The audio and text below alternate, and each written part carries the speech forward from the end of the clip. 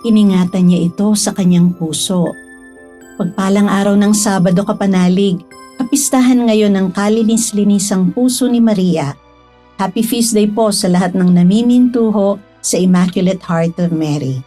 Sister Rose Agtara po ng Daughters of St. Paul para sa mabuting balita. Tayo nang magnilay sa Ebanghelyo ayon kay San Lucas.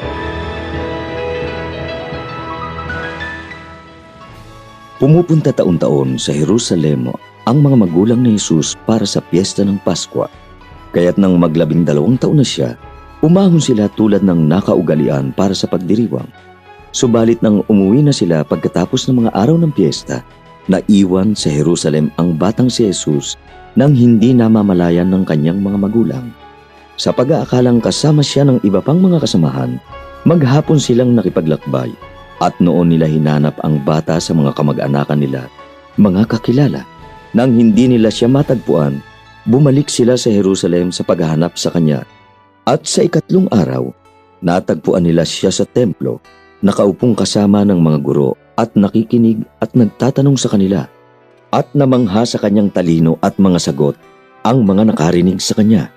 Nagulat ang kanyang mga magulang pagkakita sa kanya at sinabi sa kanya ng kanyang ina, Anak, bakit mo naman ito ginawa sa amin? Nagdusa nga ang iyong ama at ako habang hinahanap ka namin. Ngunit sinabi niya sa kanila, At bakit niyo ako hinahanap? Di ba niyo alam na dapat nasa bahay ako ng aking ama? pero hindi nila naintindihan ang sinabi niya sa kanila. Kaya bumaba siyang kasama nila pa Nazaret at patuloy siya sa pagiging masunurin sa kanila. Iningatan naman ng kanyang ina ang lahat ng ito sa kanyang puso.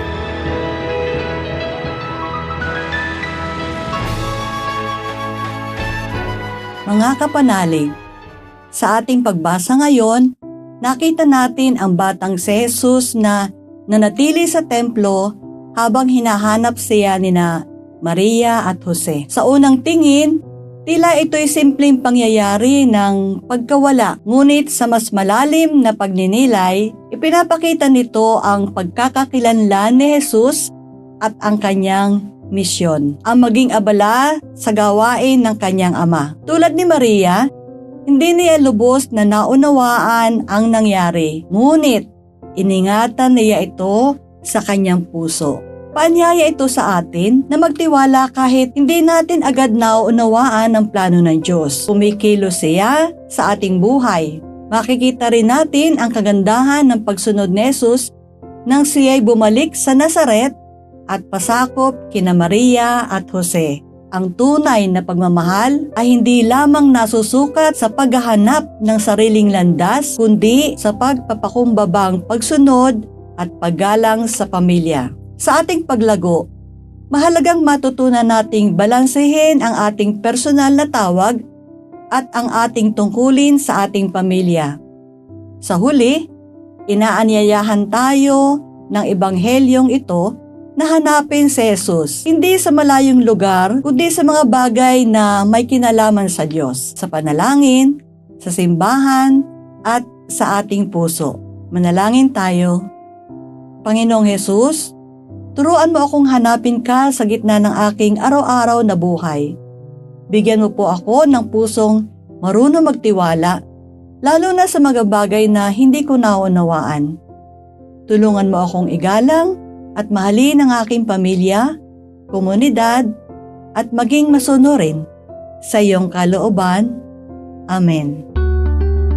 Mga kapanalig, maraming salamat po sa inyong suporta sa aming misyon, lalo na sa aming mga donors at sponsors.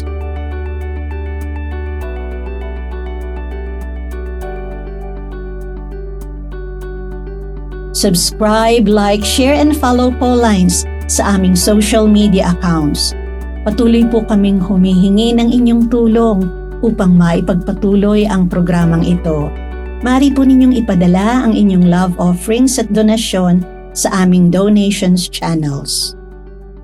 Makakaasa po kayo na kasamang lagi ang inyong mga intensyon at kahilingan sa aming panalangin araw-araw. Ito pong muli si Sister Rose na nag-aanyaya sa inyong manalangin para sa ating bayan. O San Pablo, tagapagturo ng mga bansa, buong pagmamahal mong pangalagaan ng aming bansa at kaming mga Pilipino. Mula sa langit, biyayaan ka nawa ng pagmamahal ni Kristo upang tanglawan ang bawat isa ng liwanag ng Ebanghelyo at papaghariin ang pag-ibig. Lalo pa nawang makilala ng bansang ito na si Kristo ang daan, ang katotohanan at ang buhay.